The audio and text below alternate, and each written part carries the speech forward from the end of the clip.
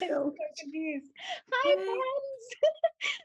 Welcome to World for Damage. I'm AJ, one of the producers here on the channel, and I'm beyond excited for tonight because I get to host this amazing cast and crew of Shaw's Edge for their first ever table talks.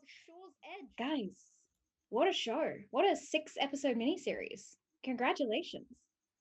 Danke, danke. Thank you. Thanks, AJ. You're welcome, Dan.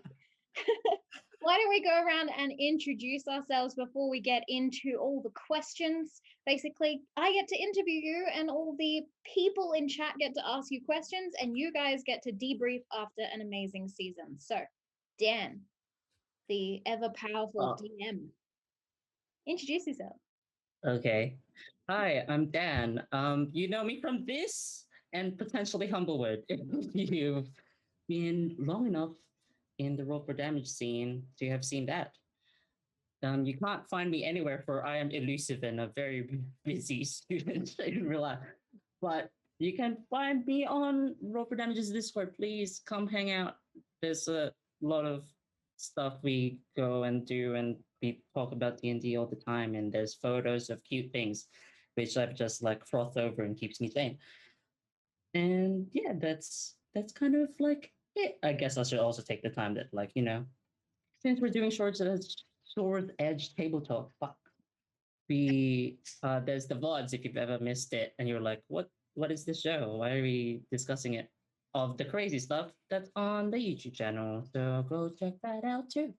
Yes, I am so excited that this happened, like that we talked about it and it came to fruition. So I'm so excited to get deeper into discussions about your story and what you made out of this show. But before we do that, let's pass on to your players that you had, starting with the first person in the row, Shro. Oh, I first. Yay! Introduce yourself. Hi everybody, I'm Shrogrel or Shro. In the Shaw's Edge mini-series, I had the absolute delight, pleasure, whatever you want to call it, of playing Abacus, masquerading as Abby. I was effectively a warlock with their familiar. And that was me. I'm going to pass it on to Solomon Brask. Yeah. Oh, hello there. I am Nikolai. I played Solomon Brask on Shaw's Edge, and you may also know me as Donnie Carbone from the Academy of Xandar. But I shall chuck it on to Emily. Hello, my name's Emily. I am new to Roll for Damage, sorry. And yes, I played the fun and spunky Sprout, a gnomish druid with a alright Scottish accent, I would say. Pretty Mine. Scottish accent. Damn good. Yeah. Oh, thank you. I'm glad there's no one Scottish here at the moment, so we can say what we want about it. That's what you think. Yeah, I'm an actor here in Perth. You can find me on Instagram, and I will soon be in an advertisement. So if you're in WA, you'll probably see me either on like your social media feed ads that you really desperately want to skip. So say hi to me in the void there. I will pass this on to our very own Hardway Jones. G'day, folks. I am Hardway Jones, or Jonesy, or Henry, whatever you want to call me. I am a debaucherous 800-year-old dead pirate trapped in the body of a struggling artist. I look like a 70s cop show mano. You can find me on twitch.tv/hardway_Jones, where I play Sea of Thieves. And I had the immense pleasure of playing the lovable and a bit aloof Githzerai artificer Huck Derry in this amazing Roll for Damage campaign that Daniel put together, and that this entire crew has been just so instrumental in making incredible. So I'm looking forward to answering all of your questions and hopefully seeing what the future holds. Yes, indeed. And it has been a pleasure to have you as well. speaking of, I wanted to ask a question myself to the two newbies to the channel, Emily and Jonesy. This is your first show on Roll for Damage. How was the experience for y'all? Do Y'all? you want to go first, or do you want me to go first? Please, please. I really loved it. This is my first streaming experience, so it was something completely different from what I'm used to, and I enjoyed it so much. I wouldn't say more than I expected to, because I expected to like it a lot, but I really enjoyed the campaign that we did, and I really enjoyed everyone that I shared the table with, and this chat was always really fun. So on all counts, I had a really good time, and it was definitely one of the most unique things I've done so far. Yay, awesome. And what about you, Jonesy? Yeah, it was incredible. I have never done a D&D stream before, so having played in like real life for a long time, but not doing it online, it was had some challenges, but I definitely really enjoyed it. And as Emily said, just a great bunch of people to be working with made it a whole lot of fun. So That's awesome. That's really cool. Shro, that makes you our most seasoned player then. I am. Comparison. Yeah. So with the many a character that you've created on this channel, what was this experience like for you? And also, how did you come up with Abacus / Abby, the warlock cadaver control Yeah, worshipper of Cthulhu creature that you are? I'm his business associate. Thank you. Oh, sorry. He's my boss. So this experience, first of all, honestly, it was fucking amazing. This is the second campaign that I've ever actually written a conspiracy board for, because I genuinely wanted to get some things figured out. It was just such a hoot. I loved every minute of it. It just kept getting better. It always surprised me. And the crew became just a great big family. It was really nice. It's not often that you find a team or even just individual players that mesh together so fluidly and so quickly. So it was really nice that just happened to work out here. I mean, all mad props to the DM for picking and choosing your players, because you good people, read it. It came together so perfectly. And Banjo as our little mascot for this campaign was an absolute highlight for me, because I love animals. Cats. Got really grumpy and decided for cuddles. Oh, poor thing. So the other question was, how did I come up with Abacus? Yeah.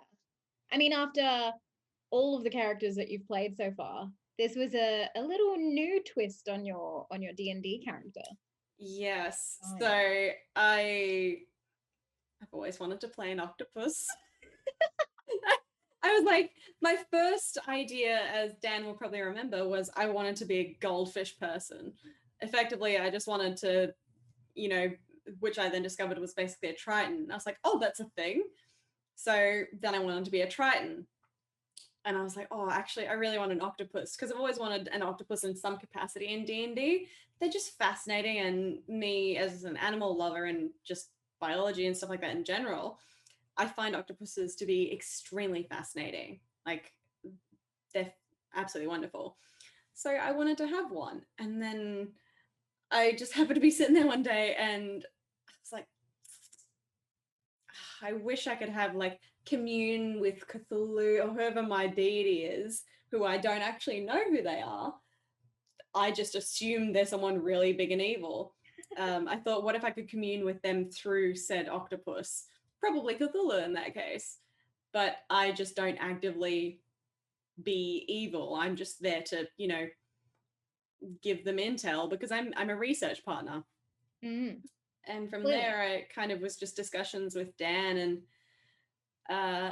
is it possible for me to be the octopus and have the human as a, summoned, what's the word, familiar?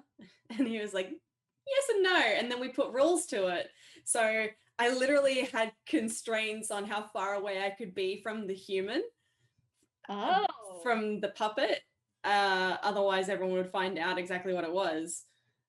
So that's why Abacus was very clingy. So Octopus worked out perfectly. I love that. Well, we're going to get into that a little bit later because I want to know about some of these homebrew rules that Dan created. I've heard a little bit about it, but I'm sure the audience is very intrigued. They're very stressful. How you created a human body familiar Yeah. octopus relationship.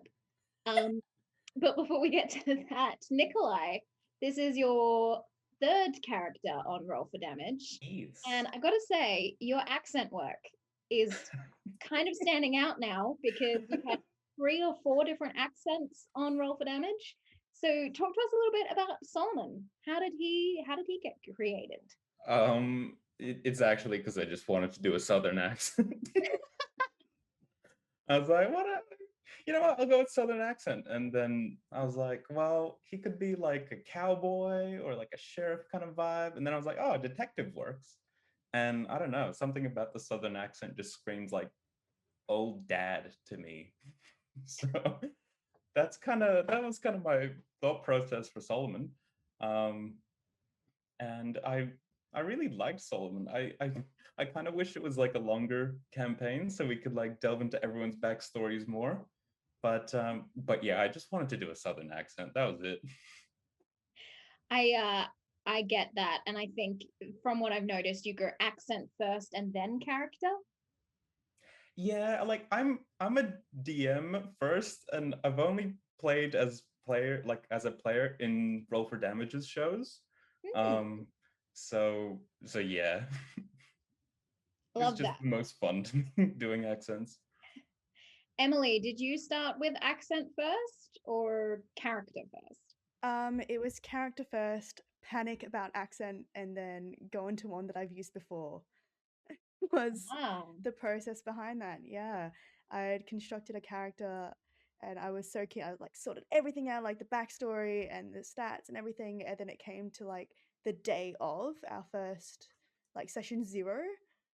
And I was just like running through any accent I thought I could do. And I was like, you know what? I'll just stick with what I'm comfortable with. And that ended up being Scottish.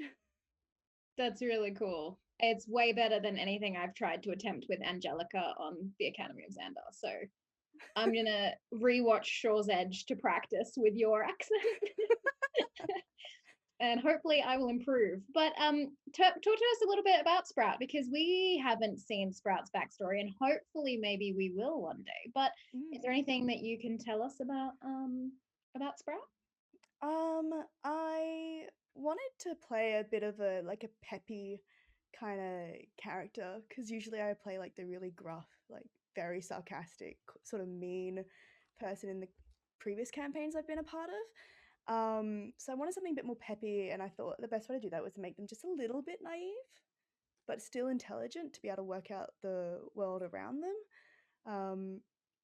So I started off Sprout's life living in a very sheltered environment where like there were people who worked with magic but not that much, and she, I don't know how much to give away, but she studied under her mentor to learn the ins and outs of druidic magic, and to like the point that she was at the start of the Shaw's Edge campaign was that she was going on her first like solo mission out into the world as a trained druid. So I love that. I'm so excited to learn more, but also potentially see more of Sprout. Yes. And lastly, from the player's point of view, Jonesy, the most unique character I think I've ever met. Explain to us a little bit more about Hyuk. Well, Huck was conceived of. I basically had the idea for a character who was sort of on. I haven't really played like a fringe character that was, I guess, quite so wholesome before. Everybody's had that one character in D&D where it's like the tall handsome loner like Druid or whatever, where they've got the I guess the the strong silent type personality, and they're a little bit edgy and all that sort of thing. But I wanted to sort of turn that on its head and make it a little bit more, I guess, the Brady Bunch. So I went with yeah, I guess this kind of alien that's a bit far from home, not unlike your character actually, Oja. But in yeah, and in a sort of hillbilly kind of context where he's just like, on the fringe of society and trying to make his way. Yeah. That's awesome. I love that. We'll get a little bit more into your backstory reveal and a couple of more dramatic things that happened in Shaw's Edge. And I can see a couple of questions coming up in chat, so keep them coming if you have any questions for these lovely peeps. But firstly, I want to dive a little bit into Dan's brain. Oh, it Because begins. Oh, yeah, because dear. it's a strange place in there, and I'd like to know how you thought of, created in this mastering universe, planned this, just how, just what? Please explain. Oh, explain. okay. So flashbacks to end of 2020 when the world has gone to shit. And here I am being like, well, what does the world really need? And that was the core of Shore's Edge. It was like just a place to forget. And then from there, that idea of relaxation and forgetting kind of like evolved.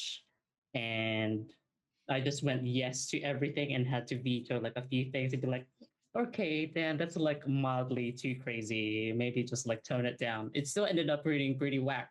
So the real ideas is that we're like excised from existence is even crazier than what happened in the show. But yeah, the whole idea of Shores Edge is a place people go to relax and just offload their worries to way too good effectiveness that the whole party was like, this is so sus. I really want to know what those vetoed ideas were now, just because, like, they must have been really wacky compared Yeah, to they're everything that gone. we did see. They're gone. They're gone forever. They're gone Hope they come back. forever. Maybe they will. I've got a few in chat. From I'll See You in Hell, question to D-Rab, I think, but potentially one for all of you guys. Yeah, What let's was your just extend it. favorite NPC and why? I'll go first, I guess. Mhm. My favorite NPC that is in the show, I'll answer it twice. My favorite NPC in the show is Prim, just because of how she is as a person, very reductive on like what life means, which is like she's supposed to be the stark contrast on somebody that's well connected to Shore's Edge, but is not at all like aligned with how Shore's Edge feels, which was like pretty cool in my head. And I was like, oh, I can't wait for them to meet her. Maybe if they then only on the edge case that they were going to spoilers fail a scenario. So if they like succeeded through that entire encounter, they would not have met Brim. So I was like, oh, here we go. Ooh, So we did. Yeah. fail. Oh, interesting. and my favorite NPC that didn't come up in the show, but I hinted at, was the Druid's brother. Mm. Right. Will we get to see him? Maybe. Maybe, potentially, if they Good. come back. Short Setch is in shambles currently because you leave it better than what you're supposed to. I guess I don't know. I think we Well, made an I'm improvement. Yeah, I'm pretty sure you did. Well, Did we do Baton of Initiative? Hopefully we do see more of Shaw's Edge. If we get enough love from these amazing people in chat today, maybe we will have a little season 2 of Shaw's Edge at some point. So stay informed about that. But before we do that, Shro, your favorite NPC? Oh,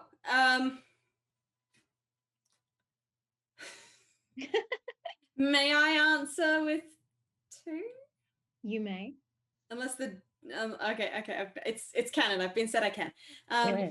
So the first one is the fish, because all 7 of them said hi, and it was just so damn cute. It was so wholesome, and it was like a dog going into a koi pond, and it's just like hello. I was like, oh my heart. It was just not what I expected at all, and it was the most amazing experience. So I love those. And my second one is the poor sap who I yeeted the octopus at. Oh, The first day, just this poor woman, just it was a good throw. it wasn't it like a nat 20 or something? It was a pretty good throw. Yeah, I definitely say that because straight up, I actually thought it was just an illusion. So the fact that it became an NPC, I was like, oh no, I've caused an interaction. It was interesting, and it was just really funny. You very quick, very on the fly, and it was awesome. That's what happens when you have a nat 20 octopus to the face. Mm-hmm. Yeah. Nikolai, your favorite NPC? I love our big bad that we kind of befriended a little bit. Taros. I'm a sucker for like a villain that's a massive asshole for like super like just like he was I don't know how much I should divulge because I have inside info that Dan gave me. it will cover it probably in today's table talk, so stay tuned, I guess. Yeah. But Taros was very, very cool. Even from our short interaction with him, like I love it when you can swing a bad guy to help you out and like see your point of view and that kind of thing. And the fact that we had that opportunity to, and you could see that this evil villain still had like some humanity about him in sporadic spurts, of course, but like I don't know. I love that shit. It was really cool. That's awesome. What about you, Emily? Mine was definitely the first person we encountered in Shaw's Edge when we were like, just passed out on the ground, and he just kind of come over like, "You all right?" I also like the concept of that sand challenge. Breathless sand. Yeah. Challenge. So if we do make it back to Shaw's Edge, I will definitely be exploring that because it's just ridiculous. And I liked that he's very quickly set the scene to be like, oh, this is like a very chill vacation spot.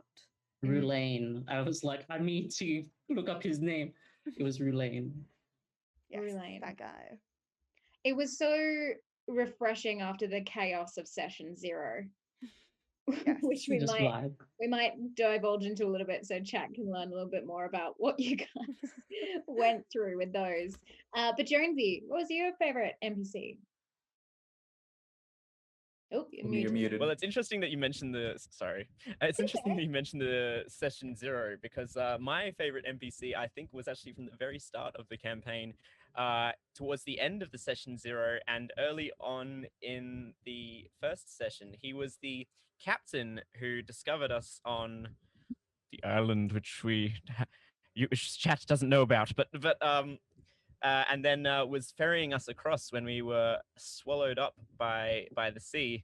Unfortunately, it would appear that he was dragged down below and met a rather grisly fate. But what I really liked about, I don't recall his name, but he was the captain of the ship. And what I really liked about him was that his entire personality was just exhausted, done with everybody's shit, doesn't really love his job, but like is kind of like a good person at heart. And so he's just kind of just like, yeah, I'll take you back to the mainland. Don't stress. Oh, yeah, I'm just gonna catch some Z's and then I've got to stay. You know, it's just that sort of vibe. You know, I think we can all relate to that after a long day at work. You know what I mean? It's just very much the vibe. Yeah. 100%. Feels like a retail vibe. Mm, Retail Yeah. pattern. This is an Relatable. ocean retail. Ocean retail. That's it. So right. Everything is fine in retail. Everything is not fine in retail. But also goes to show the incredible range of Dan and all his NPCs and creations. I gotta say, Yeah. I was thoroughly impressed with all the characters that you pulled out. Especially because some of the behind the scenes things I knew as producer, but seeing it was a whole new ballgame. So very cool. Do we have a few more questions from chat? I saw a few pop up. Serum said, Emily, can you do all Dan's stupid words in Scottish now? Yes. What was Do some orrery. stupid orrery? I can't even say it with my normal mouth. Orrery, orrery, orrery. It just sounds like a mess. Like if you were to write the word orrery on a whiteboard and then accidentally smear it as you went by. Is how my Yeah. mouth feels right now. Orrery. Yeah, not an easy one. I mean, I heard the words, so Oh, good. I think that's pretty good. What other words? I don't know. I feel like that's But the only stupid word that's- that comes to mind. It's the only word The you couldn't really Angelus. pronounce. The Angelus is like a stupid word, but I think you were fine pronouncing that. Yes, it orrery was the only one that I was like, oh damn, how am I gonna do this? I remember that episode because there was this apprehension in your face leading Yeah. up to you saying To it. that When word. you said it, my brain was like not in game at all. It immediately went like, game plan, how are we gonna do this? I was That's- so tempted to thought- just like practice off camera. That's how you do it with Scottish accents, because I learnt that lesson horribly, but you do need to practice off camera. Otherwise, you do stuff up and it's embarrassing. And it's on the internet forever. Sure. We have a Yes. question for you from Serum. Was Octopus yeeting off the cuff reaction, or did Abacus use mind control on Abby so that she would yeet him onto someone whose brain was full of knowledge to absorb? Okay. Abacus is not a sponge like that. The suction cups on the tentacles don't do the mind flare thing. They simply just attach to a surface.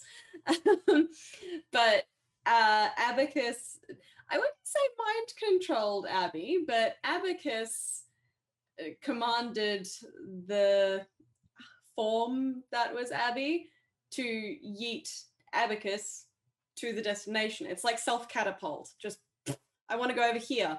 Vehicle, throw. And that's effectively what Abacus did. And it was just to make sure that the form was actually real and not an illusion. Hmm. And that was, yeah, just a, I don't know what to do. Yeet. Pretty I love brave the to throw idea your of a self catapult. like your actual body at things. So just be like, are you real? For some reason, that makes it funnier. Yeah. Like it It was was- funny when she was throwing the octopus, but now it's the octopus making her throw him. Like, It's like you'll I'm have to pass me. throwing myself at the enemy. Real. I love the sneaky Lord of the Rings quote in there, Jonesy. Copyright. We have a question for you, Hardway Jones. How much of Huck's backstory and monologue was preconceived, or was it total improv? Okay, so most of it was preconceived. I like to have a strong backstory going in. However, I will say that Dan made it very clear at the start of the campaign that we weren't going to have much time for backstory exploration. So, for instance, the character of Meemore, I had a lot of ideas for that I was hoping to discuss with Dan, but it wasn't someone who we were ever going to meet. So, Shro, you got to warn us when you're doing that. I keep telling you. Never. Oh man. Fuck, that's thrown me off now. But no, the what was I? The character. Yes, so, that's right. Thank you. The interaction with the character of Meemore was I was hoping to happen, but it didn't end up happening. But the session where we met Prim, I completely dropped that on Dan. I stepped forward and I started making accusations, and he live with no warning or prompt whatsoever. He completely winged that entire thing. I was armed with a well-written, well, a detailed backstory, and Dan was like, yeah, it was, and it just came off the dome, and it was beautiful. It was actually really, really phenomenal, and I'm just so impressed that Dan managed to. I knew he had it in him because otherwise I wouldn't have done it. But like the quality of it was what really caught me off guard. It felt like it could have easily been something that we'd rehearsed. So I was very, very pleased with that. Yeah, the writers, they do everything. Yeah. The team of writers at Roll for Damage. Yeah. Thank God we hired them. Yeah. But also, that's incredible that you just kind of sprung it on Dan. I did not know that whole thing was like off the cuff and not in any way planned. I think it was the told that a lot of the character interactions were very like self-planned, because I don't think Dan led you through the story that I was told about 3 months ago. You guys Gods no. your own journey. Gods no, AJ. So what was that like for you, Dan? Because you had like so much more plot that I don't think we've seen. True, there's a bunch of the plot that you guys haven't seen. But I think I got like a good 70% in. It was actually like for me after session 1 and going, wait, I only have 5 of these. Made me like chop up my plot into like key points and then points that really like, could like be missed, and made sure that they were flexible enough in the timeline that when, they spent forever, the whole campaign's only been a day, that I could just like accelerate them or decelerate them if I ever needed to. And Shaw's Edge in mind was also designed to be a very flexible place. So I kind of future-proofed myself for all of this chaos, all these unknown factors that I couldn't really like comprehend in time and be like, oh, cool. That's just how players are. We just like, that's what makes it fun, because you're like, oh, what are they bringing to the table? But yeah, I think we got most of the key story in, and all of it just like shed some like excess like fluff and weight or whatever. Like, I'm not hurt by anything. But that also shows how resilient you are and how quick thinking, like that you had to change your story and manipulate it as you were going, because these 4 players were just living in this world that you'd created. That's awesome. That's really mad props to you. I have another question. Can I just say mad props to our artist Brepai? Yes. For being like on the journey with me as I just chop everything up and weekly being like, I foresee them doing this. I think we have to prepare for this. But I hope you're watching. You did a really good job, Bree. Bree is probably the most talented person I know. And I did watch her weekly make monsters with you and all sorts of creations. It was amazing to witness just from the background. But also, did the final episode catch you off guard? Because didn't you make a map during the episode? Oh God. No, crisis averted. I steered them away from the ocean. I wanted to go in the ocean. Oh, I was so prepared. I made so many maps, and then I was like, I think I'm ready. I think I'm ready for this. I made every so many different variations. It's cool. And then they were like, oh, but the ocean. And I was like, the one thing I didn't prepare for. And I was like, okay, I have to stay calm. I'm live currently and see if I can just make it. And then it was like, I don't think I can finish this in time. They're talking. They've ceased talking. So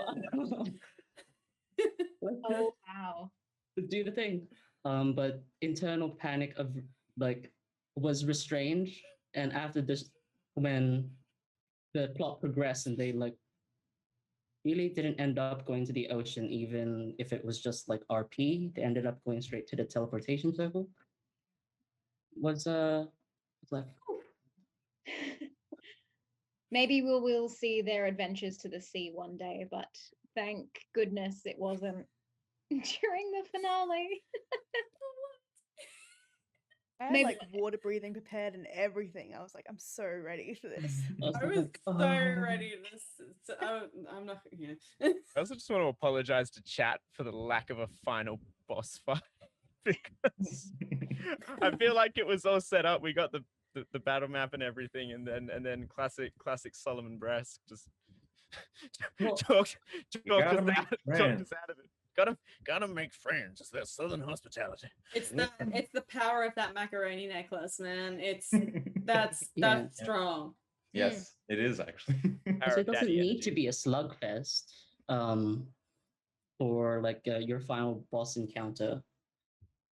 And I'm pretty proud that you guys kind of just diffused that without needing to fight, because boy was I ready for a fight. I was foreseeing a fight.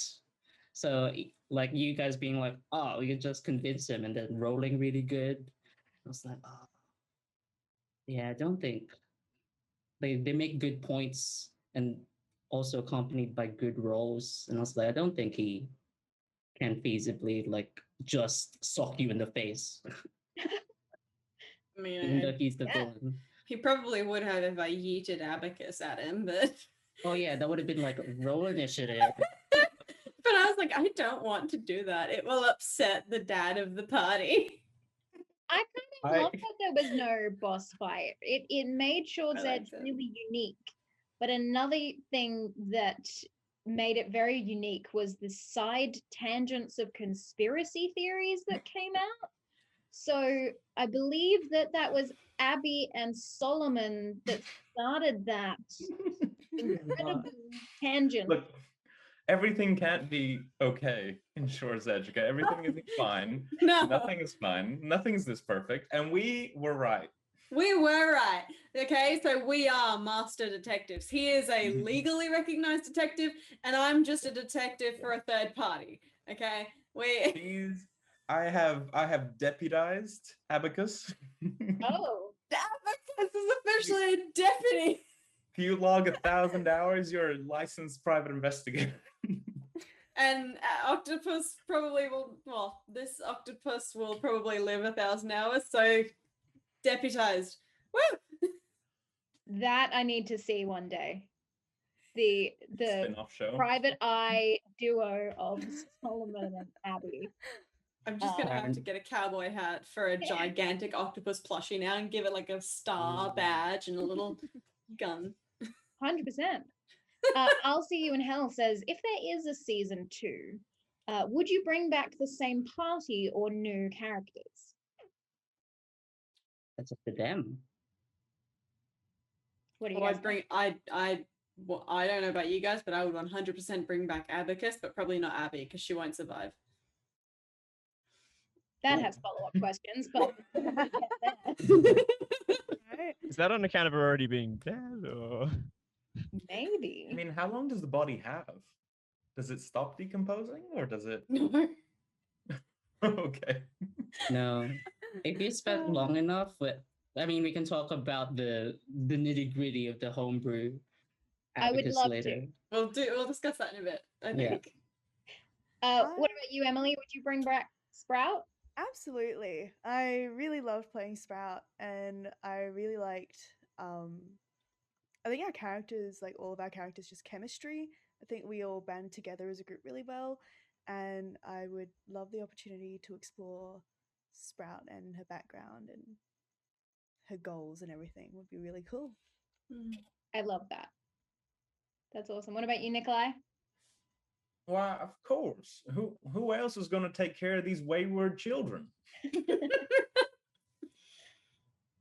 And the Yeah. party's not complete without Huck, right? He needs to come back. Or Jonesy, do you have a different plan?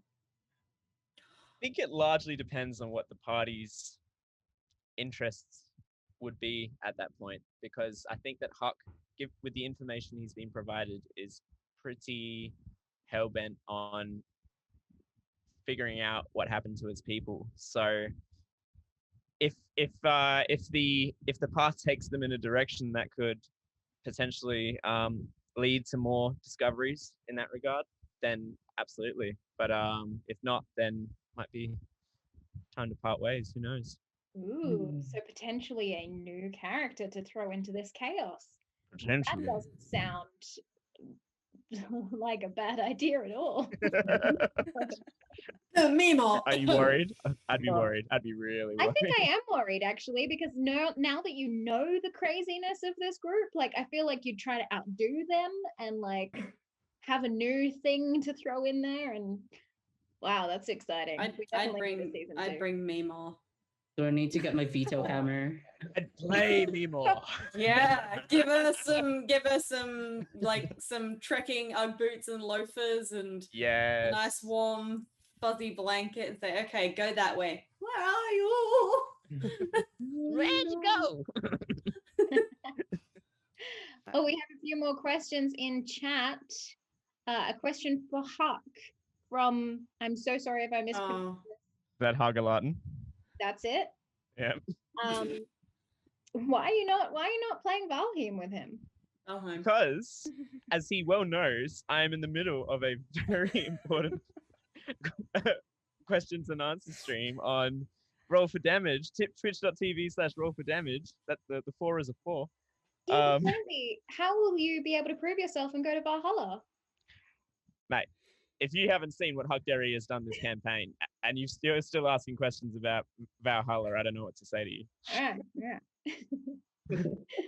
Huck Derry has already been to Valhalla, I believe. Yeah, he's been to Valhalla and back. He fell from Valhalla, a born warrior. He's been to Short's Edge. He can survive anything. That's it.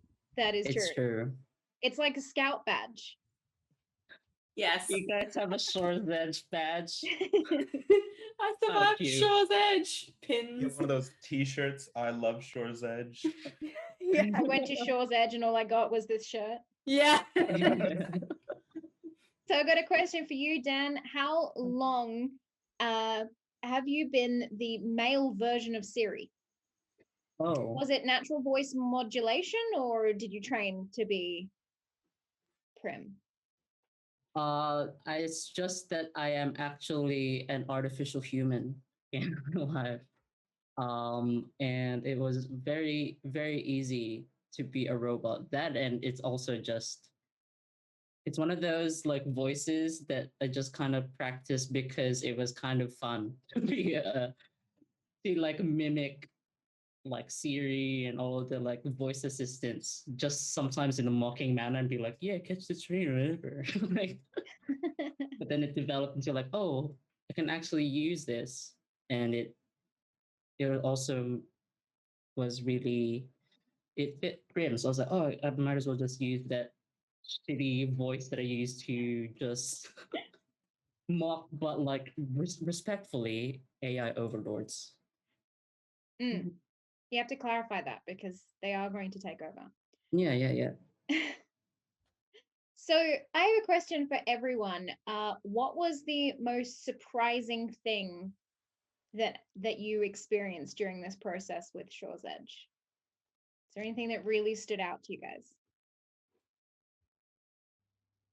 One thing? Yeah, just one. Or talk incessantly about it. I'd love to know. Surprising.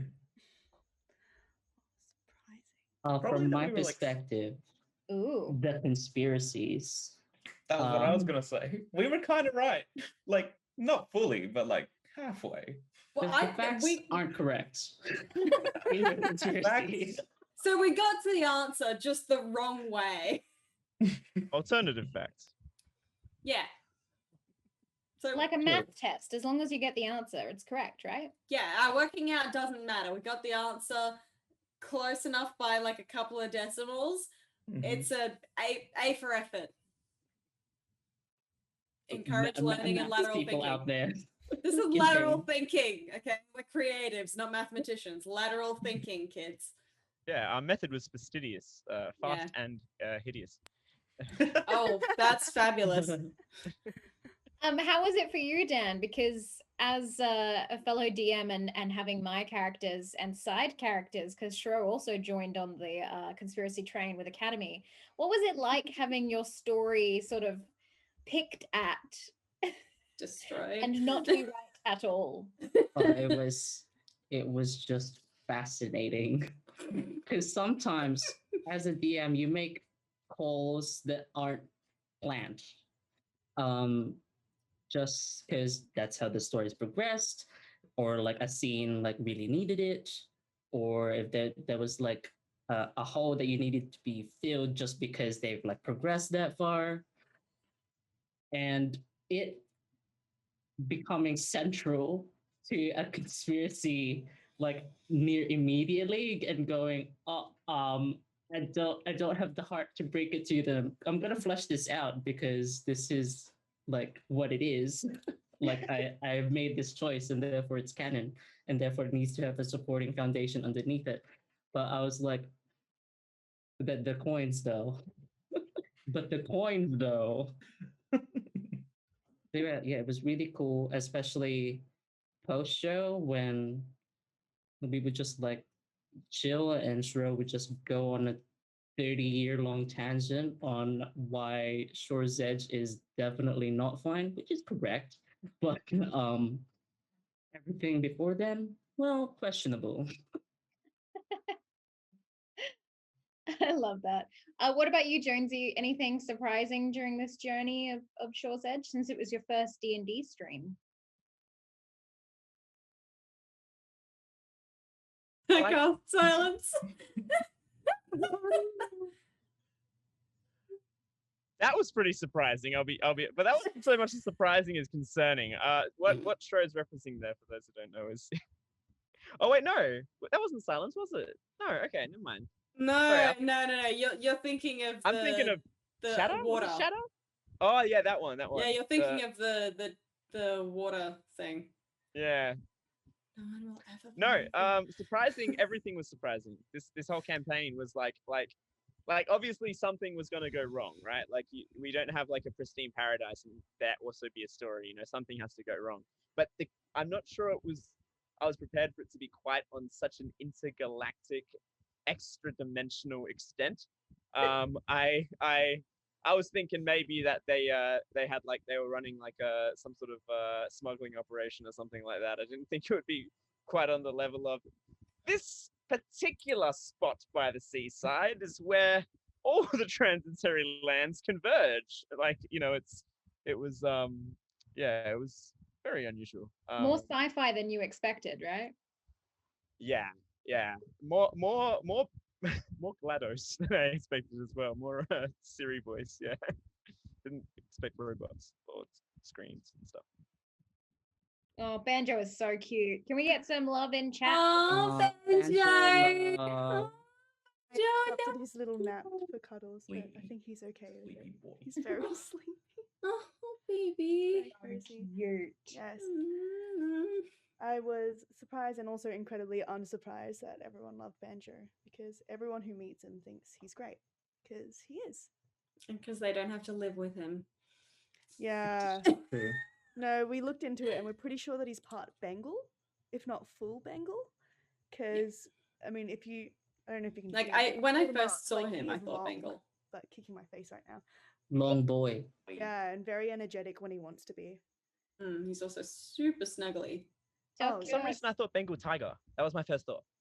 I Yeah. was just like part Bengal. I was like, Tiger? I'm Checks actually out, a checks giant out. and I just have Yeah. a full-grown tiger. See, he's very long. He's a long boy. Very long. long there boy. we go. Yeah. Long boy. He's bigger than your screen on Twitch. He's, Yeah, he is actually. he's like almost the length of my arm. Wow. Like Aw. he's very stretchy and very fibbly. Can you right hold now. him up like this and swing him? Does I he can approve of try. that or He no? usually doesn't like it too much. No, he's not doing Like the that. dangly thing. He prefers to be long Babied. horizontally. Yeah, he likes baby hold. That's Aw, cute. Sweet little. What about nugget. you, Emily? What was the most surprising thing? Most surprised, I suppose, like coming into a campaign knowing that we're going to a resort town where the landscape changes. I kind of expected things to be really weird and really shocking, but the one that like genuinely surprised me a lot was the spa day. Like I knew that something was going to happen, and knew that you were going to dimension door out of the Undula situation, but I did not think for even a second that you're going to go for the spa. And then the whole like GTA sequence through that Oh, wow, yeah. Aw, was the most like out of left field stuff that I That was experienced during surprising. this. Yeah, it was That very was good. surprising. Yeah. lightning bolting the fireworks just to make the horses get. I forgot already. I'm just It was- so like. It was It was meant because to be a he told distraction. me to. It was a distraction, okay? He said, "Find something. Is there something that we can use to ignite something?" And I was like, "I looked for fireworks. You find no fireworks." But then we failed with like a steering or something, and suddenly the fireworks fell off the cart onto the floor, and I was like, "Found fireworks. Can you light them?" I mean, yeah. We need a distraction. Okay. Lightning. As no, it all good wasn't- people should. It wasn't a distraction. We were trying to get attention so that people could come and help That's us. right. That's help the right. others. Yeah, it was like a, flare situation. So instead, we kind of just put on a marvelous show. And being an octopus, I don't understand social cues all that much or what the situation requires. So I just went, okay, I know this does that.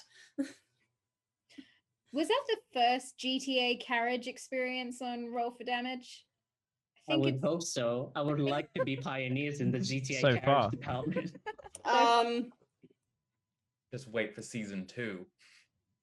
That's not Probably campaign. Oh, it's not. It's not the first carriage. No, this is the first one that didn't end poorly. Easy. I'll Fine, take poorly. that win. I'll take that as a win. No one died.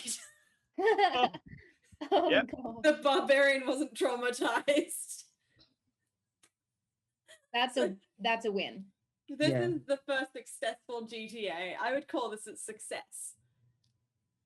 Okay. Well then on that note, if that's the most surprising thing, what was the most amazing thing for you guys? Like the thing you tell everyone when you talk about Shaw's Edge, the first thing you mention. I'm pretty sure we had like a solid 10, maybe 15 minutes of like double speak going, which has to be a record of some kind. Oh yeah. Because That was pretty Yeah. fun. we were so convincing at our double speak that I didn't know where we were going with it. And I'm pretty sure no one did, but we kept going. I It was loved that commitment to the awesome. bit.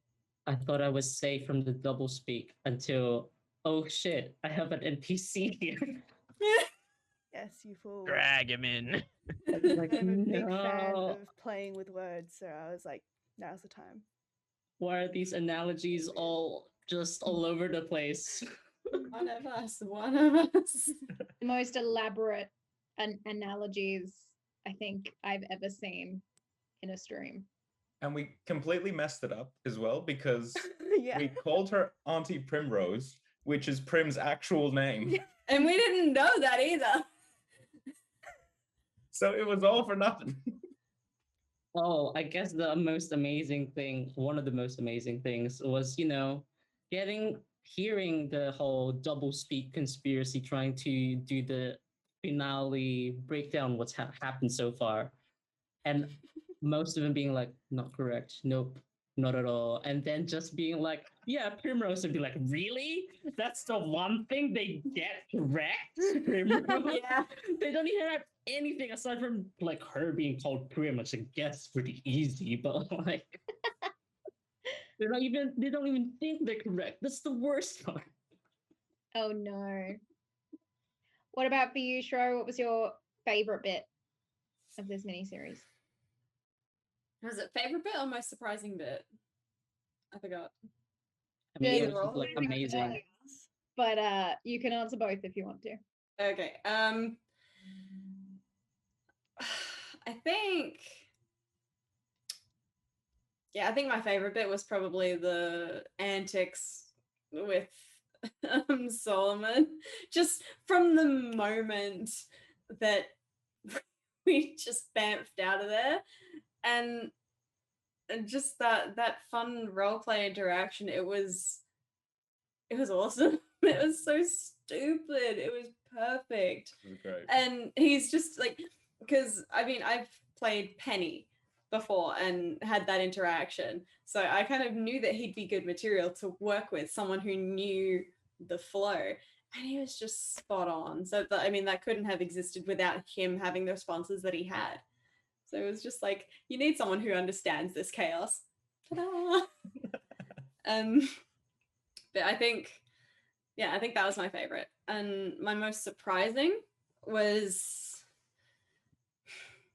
I'm actually going to put it down to Huck Dairy, because at first, I kind of attached Abacus to him, thinking that he was just a bit of a, this character is designed to seem like a not very intelligent one, but they're actually very wise.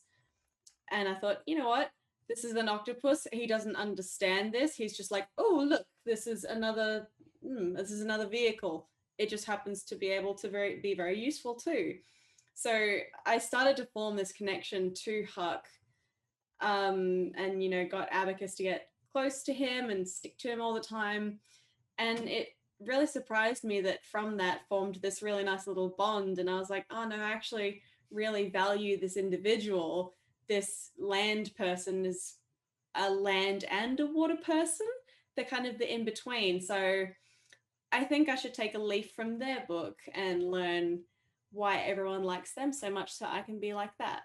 So it was like found a nice little friend in an unlikely place. Aw, that's so cute. I do have to say, the friendships and the connections that you all had, because occasionally you were split up into pairs for different parts. Seeing the different friendships was just incredible, because from watching session 0 to where you guys ended up in episode 6 was such a whole new ball game. And these friendships and connections were so intricate to the two characters, like the way that Sprout and Solomon got on, and the way that Huck and Abby got on, and all the different combinations. It was impressive. What about you, Jonesy? What was your favorite part of this miniseries? Well, what I was going to do, depending on where my my video box was, I was just going to point in the direction. But seeing as I'm nowhere near Shro's webcam on the stream, I think you're looking at it right now. It is that little thing right up the top there. Gets me every fucking time I look at it. Ah! It's just, stop. I just, yeah, like, and when it, okay, so here's the first time it came out, that one. The first time it came out, I was completely blown away. But when I figured out that it had an angry version as well, that really, that just took the cake. I think Shro's already said it, but I think that might have actually been my favorite part of the whole thing as well, was seeing. I hate to regurgitate it, but seeing a much like Huck, I imagine a sort of stranger in this place, kind of come to terms with their surroundings and try to, I guess, understand what is a world that is just so incredibly foreign to them, and finding common ground with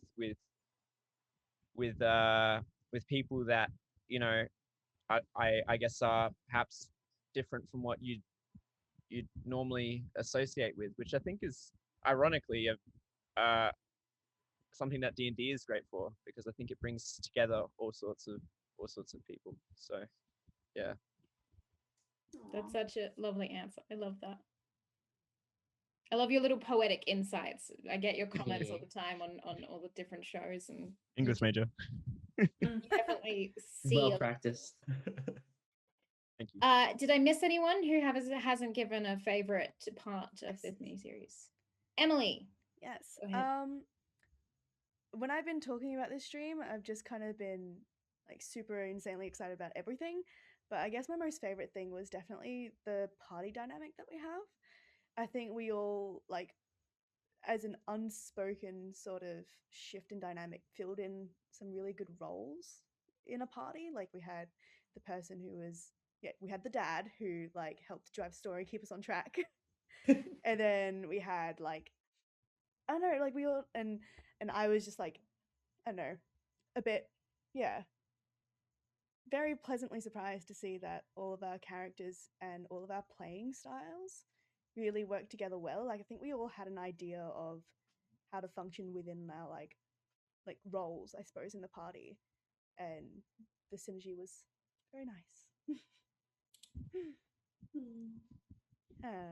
That's very sweet. I love the synergy of you guys too. We had a question from I'll See You in Hell, but I'm pretty sure they've answered what their favorite part is. But we just finished that. Just finished that round. But I will say, they commented that you all had come into Shaw's Edge with varying levels of experience with roll for damage. What has been your experience with roll for damage and this show? Oh gosh. What was your favorite part of that? Yes, Henry, Jonesy. So my best friend in the whole wide world got a gig on Roll for Damage, and I said that I would come and support him. So I hopped into chat and started talking shit, and I've been doing so ever since. I might have spent a lot of money on it as well. It's the #1 gift subscriber, but yeah, that's been my experience. I started off with Cerberus and caught the end of that, and that was an incredibly emotive and incredible campaign. And then obviously followed Slavic friend over to the Academy of Xandar, where he played the I can't say the word because of Twitch terms of service, but you know what it is. You know what it is. Johnny Carbone, and watched him in his pursuit as he for a certain Fey princess, and then I got a message one day saying, "Hey, I got you a spot. Do you want in?" And I was just like, "Yes," and the rest is history. That's awesome. I'm so glad that you followed the journey of Nikolai, because I think Nikolai and I both started at the same time. Yes. With Cerberus. So it's awesome to know that the three of us kind of started our Roll for Damage journey at the same time. Emily, what about yourself? New to Roll for Damage completely. How has it been for you? It's been awesome. I, out of the players, I didn't know any of them before we started. So I had that kind of like new person at school kind of nervousness going in for like the session 0. And then within like 5 minutes, I was like, oh, well, I wasted all that time being nervous for nothing. I've really enjoyed just feeling so welcomed so immediately. And I never felt like I was on the back foot at all. I felt like I could really just mess around and have some fun. But I got into Roll for Damage, funnily enough. I've known AJ for a while through Perth theatre things, but it actually wasn't through you. It was at an acting gig as an extra. I was waiting in like the actors waiting hub thing, and I met Josh the pirate, who also does things for Roll for Damage here. And we started talking, just chatting about like Fringe and stuff, because that was about to happen. And we got onto the topic of D&D, and I was telling him about all the really stupid characters that I had played in the past, and just my absolute love for facilitating shenanigans. And then he was like, so I've got this stream that I think you might be interested in. And then a few weeks later, I got a message on Discord being like, hey, we've got this thing coming up, come and join. And that's how I got into it, and I'm very glad. That's awesome. And I was in the same boat because I was completely surprised when Josh brought up your name, being like, "Oh my gosh, I love Emily. Yes, bring them on board immediately." So it was amazing that you nailed the session 0, and it's definitely taking off from here. Everyone's fighting for the next place to put you. Oh, So it's going to I'm be very good glad to fun. hear that. That's going to go straight to my head. Thank you. And sure, you are a seasoned veteran. Yeah. Makes me sound old. Not at all. Not We at have all. lots of badges. You have no idea. Still bought neurotransmitters are just fine. So what was the Now, other what characters? is your experience? How did you get involved in Experience. this show and your experience with? Oh yeah, gosh. I got involved in this game in particular, probably because of obviously all my previous characters and something about that chaos demon that is me resonated with Dan. And he invited me on for the audition game, and I was like, okay, I can't screw this up. I really want to be on this game. I've never seen him DM before. I really want to be on the game. And I was fangirling over the Helvig player. So it's just like but I got into Roll for Damage because I'm getting married to the CEO. Connections. Naturally. Connections, How guys. to do it. It's the Marisha and Matt thing, guys. It works. No, I've known Nova since before this was even a thing, and this was just the baby thought project, and gradually became a little something, and then it got bigger and bigger and started building. So I've seen all of it, its ups and downs, all the ins and outs. All the new people. All the new people, yeah. I've seen people come and go. I've watched the channel develop, and I've never said no to a game because I kind of can't. Like, as much as I whinge and complain about D&D sometimes, it's a crux of my life, and I never thought it would be. So it's something that I'm now very attached to. And I've only ever had a couple of bad experiences with D&D, but they're very much outshined by the whole bunch of good. So, yeah. That's awesome. I'm the same. I'm getting twitchy because I haven't played in a while. Yeah, you get Never get antsy. ya. Really Yeah, you're just like, oh, is there any? Oh, I'd like to peek game in. on, I need it. You start looking over the shoulder of people planning campaigns, and you're like, oh. You stop buying some tabletop swag, AJ. Yeah, well, Mm. I have been, and I need to stop because it's becoming a hoarding issue. And most of my games are online, so I can't even roll dice, even though I have like 60 sets. Anyway, at least I have Wow. Academy in 3 weeks, so I can stop shaking. That would be great. 3 weeks. 3 weeks, Yes. chat. Three I can't wait. I weeks. can't wait. Exactly 3 weeks today.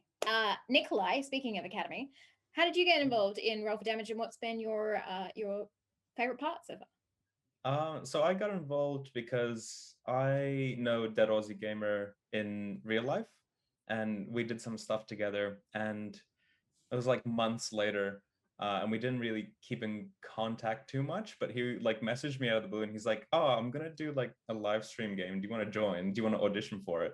And I was like, hell yeah, dude, why not? I bombed the audition so badly. Like really, really badly, because I'm a very introverted person and never really did any performance-y kind of stuff before.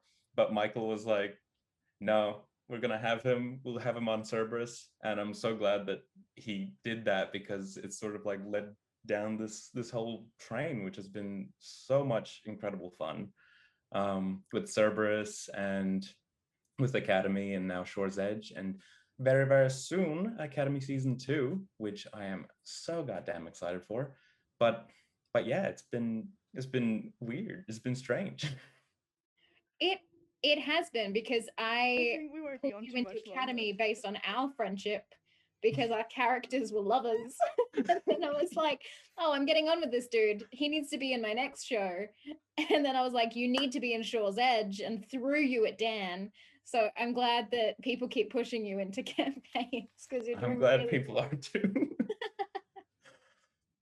What about you, Dan, the illustrious, amazing, creative DM of Shaw's Edge? How did you get involved with Roll for Damage? Like Emily over here, also through Josh the Pirate, I actually play for Rio's live D&D games with him, and it's if you could go watch Humblewood, it's basically what it's like to play with Josh the Pirate. But yeah, he was like, "Hey, I know this excellent role player.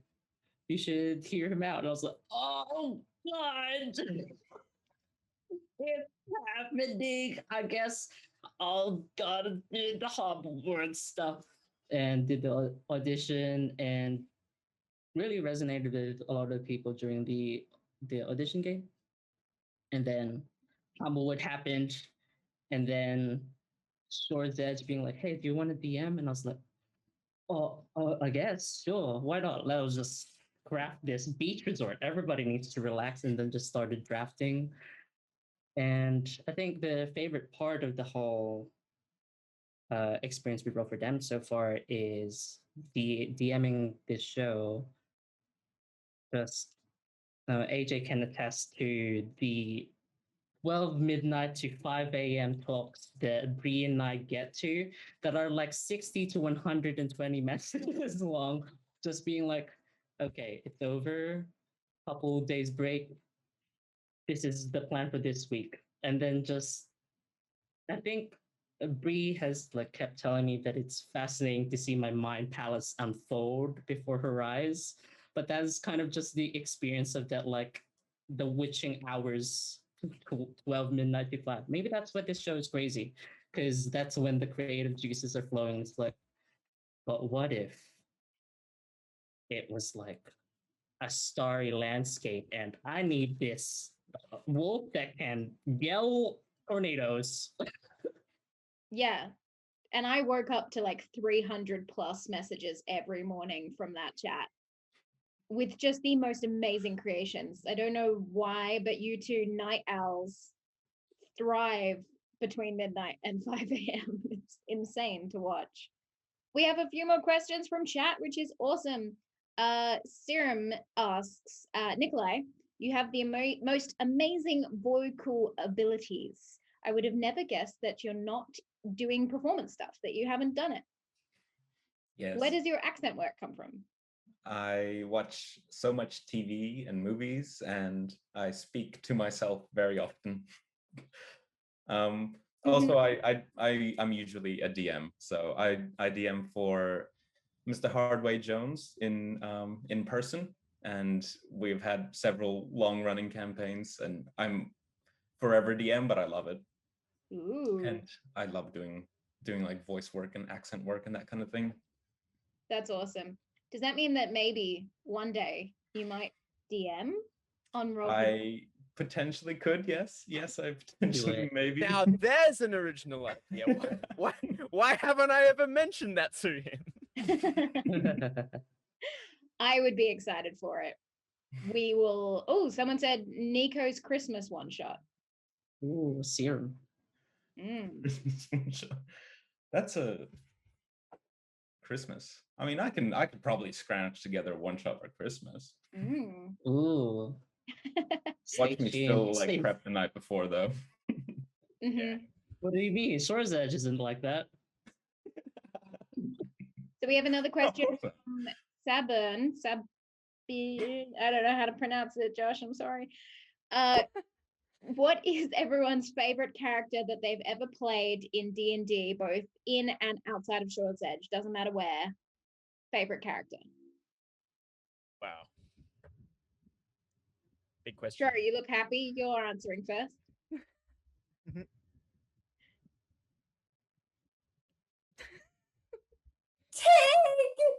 Tig! There it is. Tig, Penny, Hera, Ooh, Penny is second. I feel Oh honored. yeah. Ooh. Oh yeah. Penny second. Penny second. Then Hera. And then oh god. Abby. Oh yeah, I think I'll put Abacus. I'll put No, Abacus. you don't need to put it. Well, no. Like It's on top my five, it's on my top 4 because I put it on my top 3, but I feel like they're all so equal, so I'm like just bunching them all together. Take then those 3.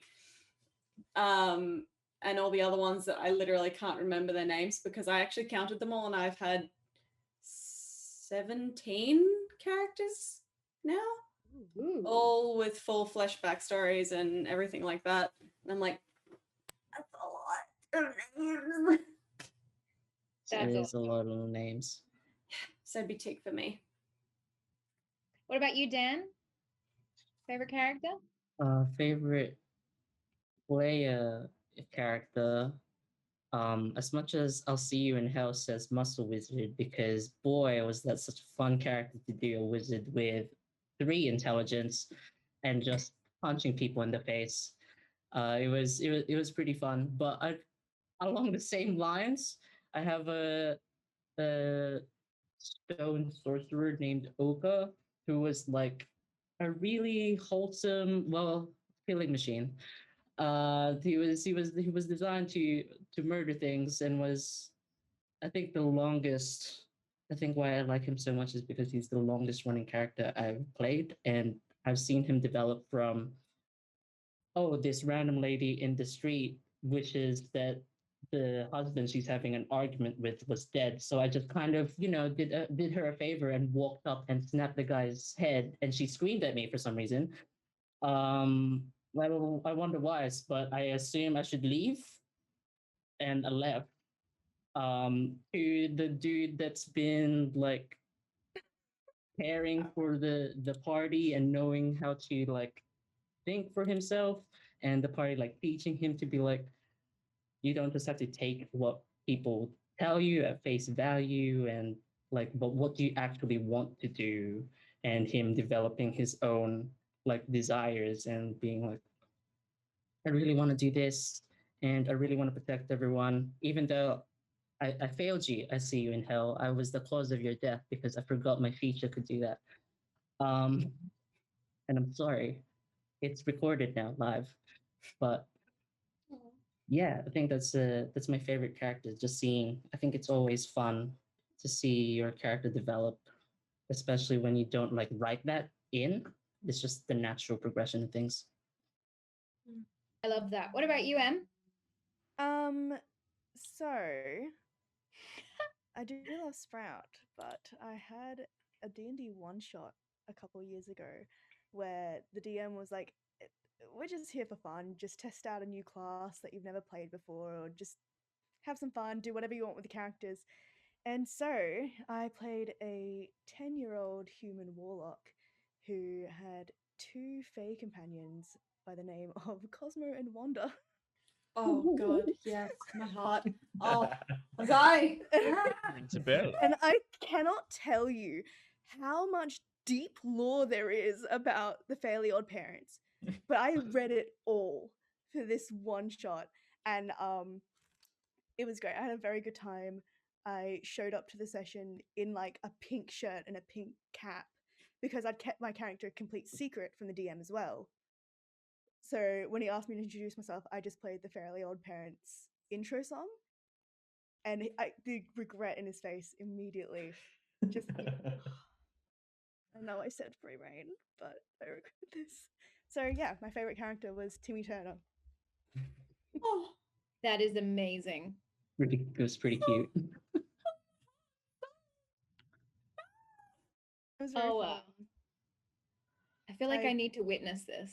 Yeah, I killed, and I dealt the final blow to an enemy in combat with, I think it was like, oh, what's the warlock spell, like damaging words or something? Mm. And I told it to spell iCup, and it died. Oh. Like Wait, up you right wish now. it mocked it to spell I cup? Yeah. Oh, wow. Yeah. Bad way to go. That Oh, just wow. gave him enough Wow. damage to die. So Whoa, wow. as much as I love Sprout, that does take my number 1 spot. I can see why. Yeah. That's awesome. Nikolai, what's your favorite D&D character you've ever played? I mean, in terms of player characters, they all exist on Roll for Damage. Donnie is my favorite. Donnie is such a stupid boy, but I love him with all of my heart. He's so He's just fun. such a riot to play. He's such an idiot. He's got like 5 wisdom. It's so great. As his patron, I do agree. Yes, yeah, Aw. he just bumbling sweet boy that's like learning to abandon his very toxic roots. But I mean, outside of Roll for Damage, there was like one character that I'd played, well, that I had as an NPC in a long running campaign called Radomir, who is just like this like simple caravan like operator dude who turned to a life of crime when the town went into like dire straits. And Hardway Jones, who was part of this campaign, they kind of like worked to overtopple their little criminal gang. And instead of just like, you know, doing the usual murder hobo-y thing, they kind of like took them on and then brought them with them throughout the entire campaign, which lasted a year, to the point where they were all like knights of the realm and stuff. And it was like the most character development I'd ever gotten out of an NPC. It was pretty great. It sounds That- dope. That's incredible. What about you, Jonesy?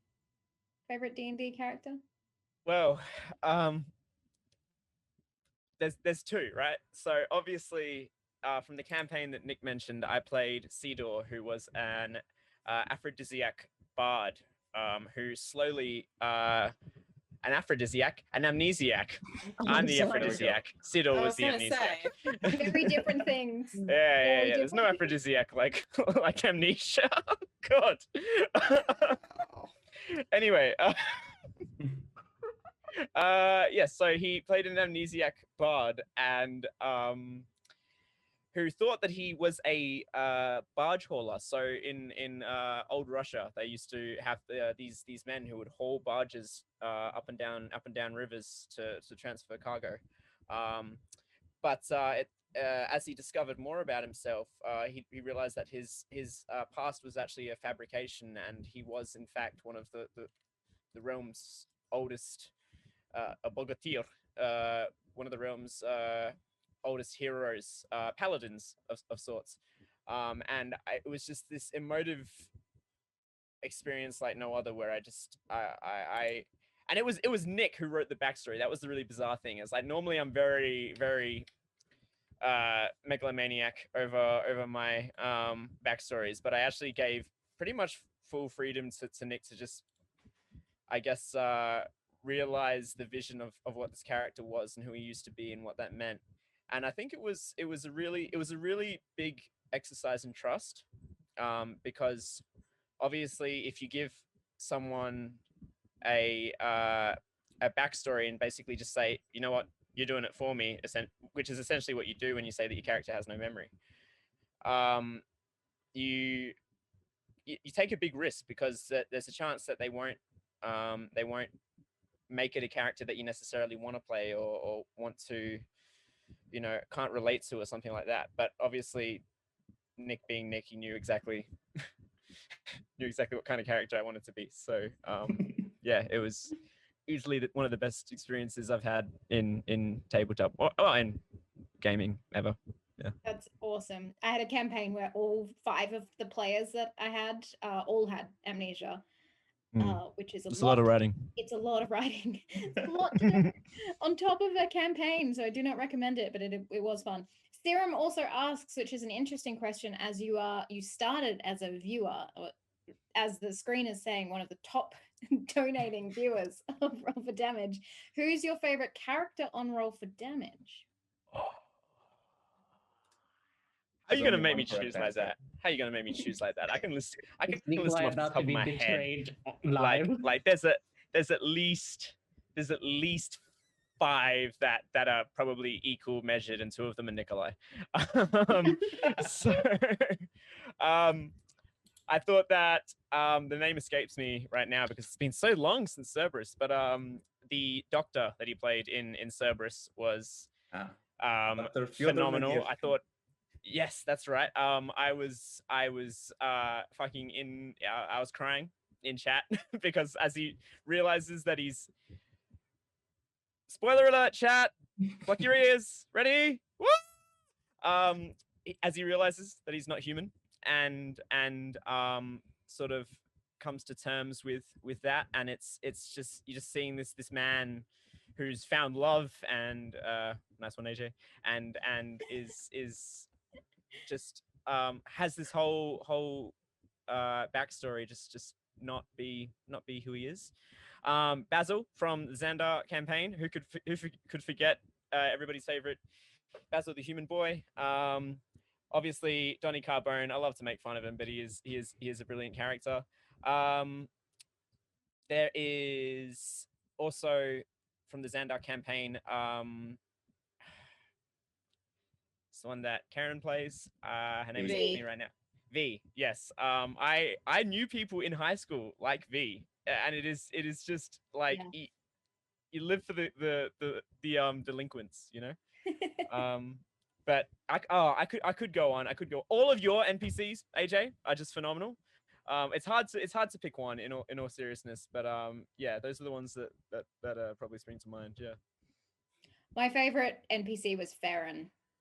And that's because over a 3-hour episode, I proceedingly got more drunk. Not through actual alcohol, just the acting of Farron just got progressively worse over 3 hours. Yeah, she was my favorite from Xandar as well. Just absolute wine mum energy, just so great. Yeah. Total wine mum energy. Total wine she's mum. trying to hit on like underage. Yeah, people. horny wine mum. Yeah, it was phenomenal. Okay, do we have a few more questions in chat? I saw a few. I'm just scrolling.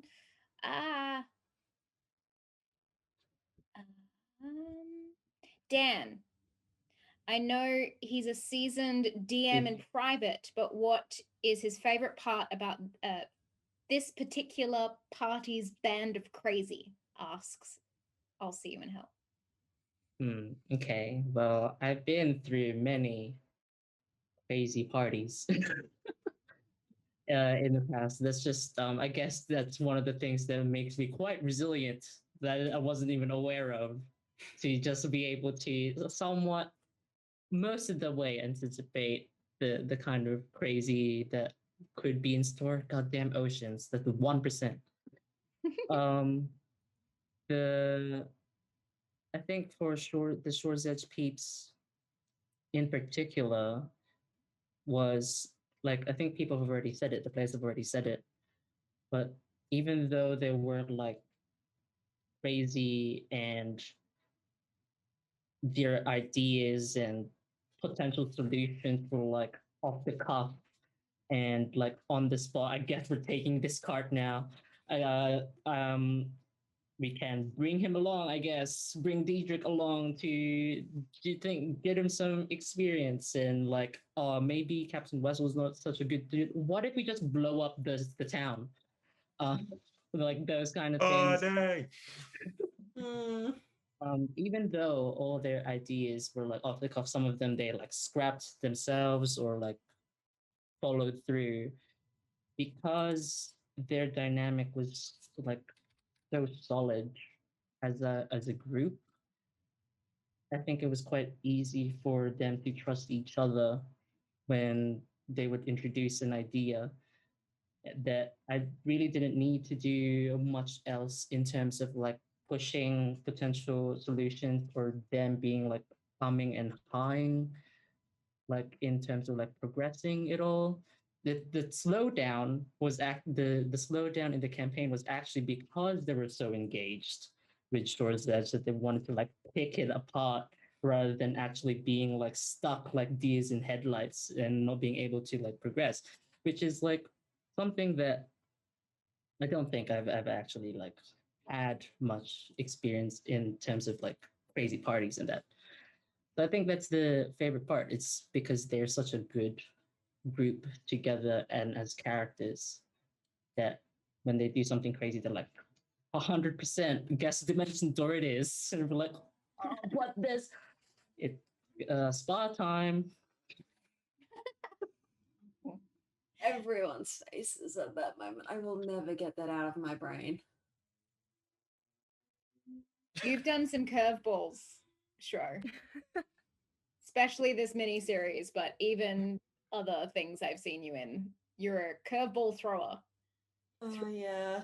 I like planted the seed. I was like, yeah, you can use your spells like expedite retreat or dimension door. I did I not knew expect exactly what you were doing. I knew exactly what you were doing. And I was trying so hard to not do it because I knew I would get shat on for splitting the party. And you knew I could only do it once.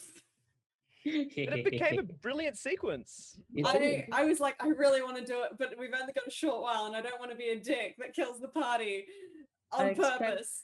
I expected you to dimension door on the border of Shore's Edge, where you were safe, where you could potentially help your friend.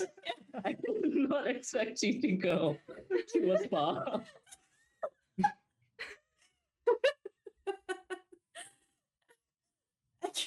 I didn't know where I was gonna go. I was like, water, spa.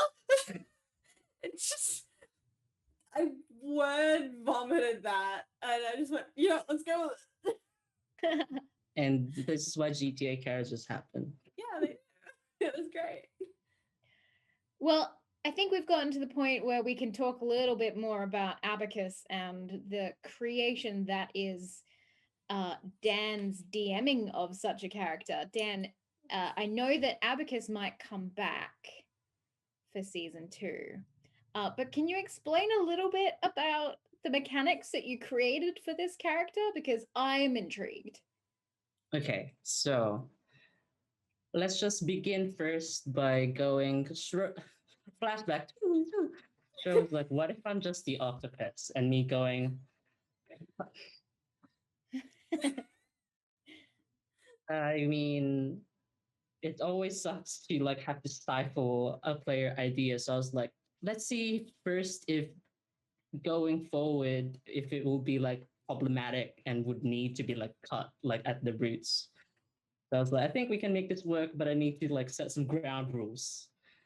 And the core of it, because the whole idea is Abacus, the supposed familiar, is controlling the human, that I just at the core of the homebrew was just to reverse engineer how Find Familiar works normally.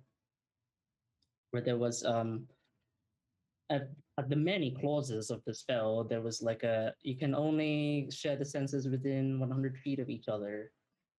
And like you can bounce them to a different dimension or whatever and then make them come back. So I wanted to take away the flexibility because, like, I mean, what reason would an octopus would need to have for a human if they're like, you know, like Abacus seems already pretty like comfortable in their own skin. So there was like I could just like probably flop around. So made it like necessary for like Abby to be a thing.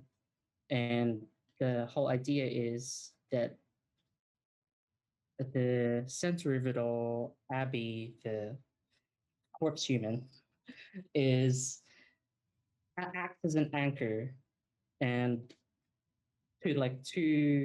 for Abacus to be like on land, considering their patron was connected to the sea. Somebody needs to be able to stabilize them while they're on land. Because otherwise, in the sea, it was like perfectly fine. They could separate however much, but on land, they need to be 100 feet of each other. If they were ever separated 100 feet, there would be like a time sequence when the body would start to decompose rapidly because it is a corpse. And it was very risky. And this is why in the finale, I asked Bro like pointedly when she was like, I want to leave Abby behind. And I was like, do you realize you're not sure if there's an ocean on the other side? Because if they were ever separated long enough, far apart from 100 feet of each other, there might have been some dire consequences. If Abacus couldn't get to an ocean in time, and it's not like body of water, it's like It's ocean. it's ocean. Yeah. You could be like 2 centimeters, just like deep in the beach sea, and you'd be fine. But if it was like a lake or a pond, that's the no-go. It has to be ocean. Yeah. If I have Abby, I can be submerged in water and, be fine. But in terms of being separated from Abby, it had to be ocean. So I was just like, do you want to go to the ocean, guys? Oh. And now the ocean plot makes sense. Yep. Mm. And the That's it. So I could safely leave the Abby body inside the zone on the beach or whatever. As long as I was able to get to the water, I could leave her behind and I could leave the bubble that was Shore's Edge. But as long as I was on land, I couldn't do that. So if I managed to get the rest of the party to the beach and maybe see if they could take up the same sort of employment that I did, I don't know, or if they could take a temporary loan, basically just find them a replacement like I have and just sort of leave something there in your absence to hold your seat at the table until further notice. That took a dark turn. That's Yeah. what That took a very dark turn. there was So also a clever, bunch but I of hate it. like there's a bunch of other D&D like lore things, I guess, of being like Abby, while Abacus is close, counts as a humanoid to anything that would detect like creature types, and also spells that are directed to Abby would count as a humanoid and would go to Abacus anyway. So like cure wounds that would normally not work on undead, as it says on cure wounds, would work properly on Abacus because counted as a humanoid, and also it just like diverts itself to like the actual octopus. And they're also lifelink. So if they were separated and you damaged both of them in one strike, they would take double damage essentially. So it was quite risky to separate as well. Yeah, which is why in any of the combats, Abacus would run and hide. And also if one of them got hit and the other one didn't, they would both recoil. Oh. Well, that plays into Serum's question because he was asking about the HP distribution between the two of them. They share a health pool, Serum. There are basically like two entities that share a health pool, and therefore that's just for less words. That's how everything works. That's why if they were separated and you healed the corpse, just say if you healed Abby, you would heal both of them. Yeah, so Abby was like a filter / conductor for anything. Like it automatically just comes back through to me, or to Abacus rather. That is pretty epic. I'm excited to learn more about Abacus potentially in season 2. Yeah. We have Emily. How'd you get your eyebrows on fleek?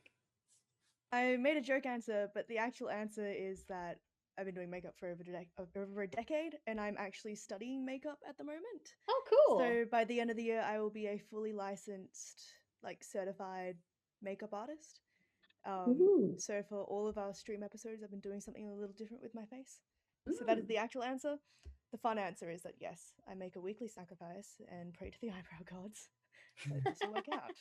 Yes. Brows for the brow gods. Yes. Very important.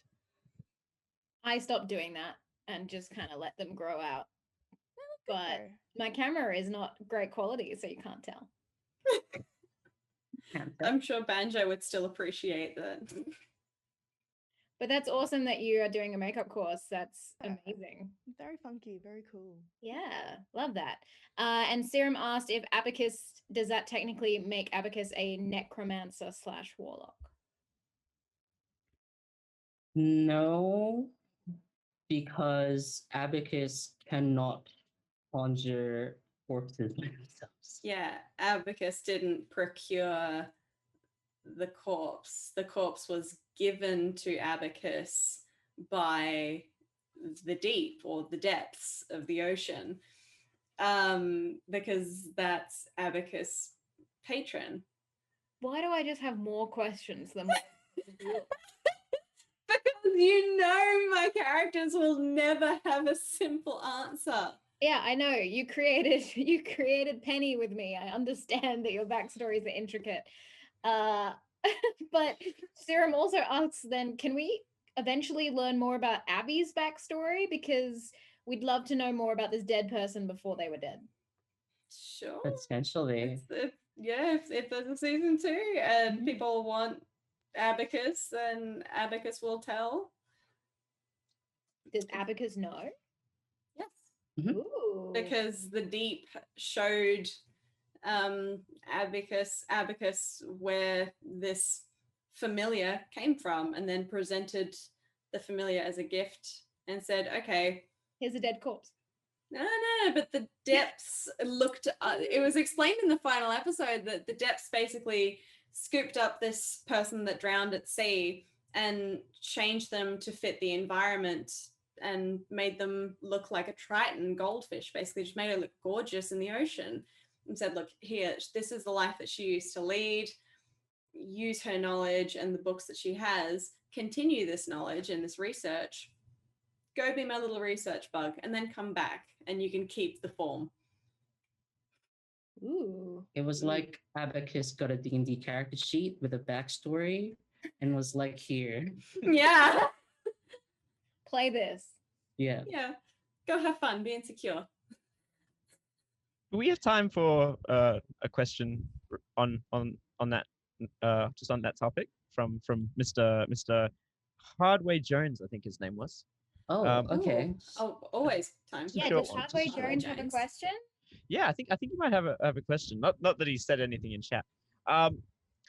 What is the deep in it? Like what's its deal? Hello, 404. No Yeah. answers required. No answers to be More- found. Please More search answers later. found in season 2. Potentially. I The think deep we're is about as it to- sounds. Yeah. Make of it what you will. Yeah, for the deep. Horrifying. I am so Brilliant. afraid of the ocean.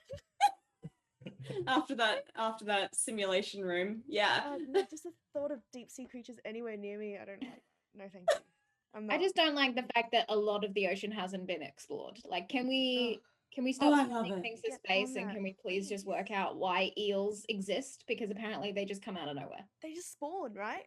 That's not okay. No. Spawn. They do. They don't have like a way to reproduce, but we have electric eels in the ocean. Like, And can we people please just think work that's that out? fine. They're Thanks. just like, yeah, that's all right. No.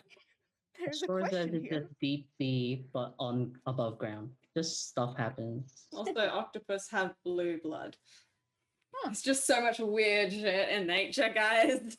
That's true. That is true. Well, we're going to start wrapping up this Table Talks of the Shore's Edge cast and crew. If anyone has any more questions, make sure to put it in chat so we can try and answer it as quickly as possible. AJ, Yes, Dan. can I suggest something? Yeah.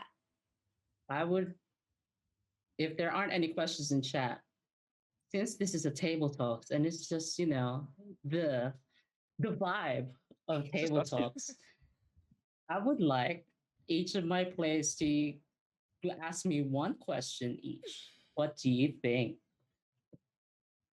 I love that idea. Ooh. I love that idea.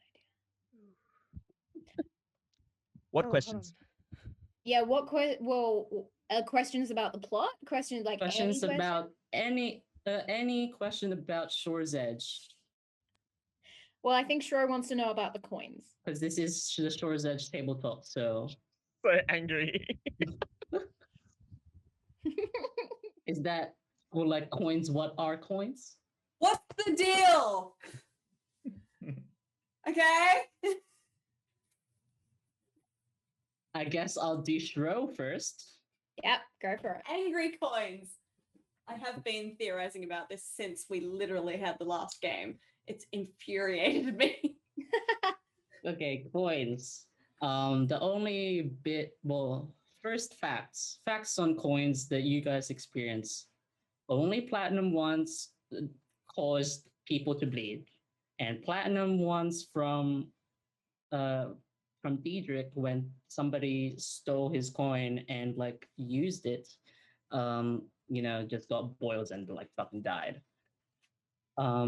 And you had a gold version that was temporary and had 5 charges, so to speak.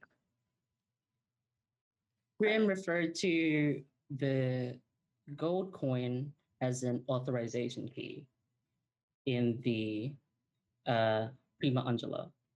That's the 3 facts you have in the coins. Your conspiracy just sprung. It's fine, Fred. Any and all of those. Coins are tangible manifestations of authorization keys in the town because it's also sci-fi, as you've learned learned recently. The highest one is diamond, a coin shaped like a diamond, and that's what Captain Wessel has, and is what Taris got at the end when he murderated him, and you were like, I guess we'll just like diffuse the situation and fight. And also what he used to go cast the teleportation circle without actually needing to know this spell. It's like I have full authority on this particular section of this place because of how the Angelus works. This is my key, and it is soul bound, and people who have it cannot leave. So Tara did soul not go bound. to. Tara, like somebody needed to die. The person who held it previously needed to die, and only There it is. those Eerie. people cannot leave. Everyone else is fine to leave Shores Edge. Only people with diamond coins cannot leave Shores Edge. Platinum coins are stabilizers for the hybrids of Shores Edge. They have the second highest authority. They can buy anything. Oh, how the transaction works for all the coins is that it uses the energy from the weird extra dimensional plane to conjure and transmute things that people require.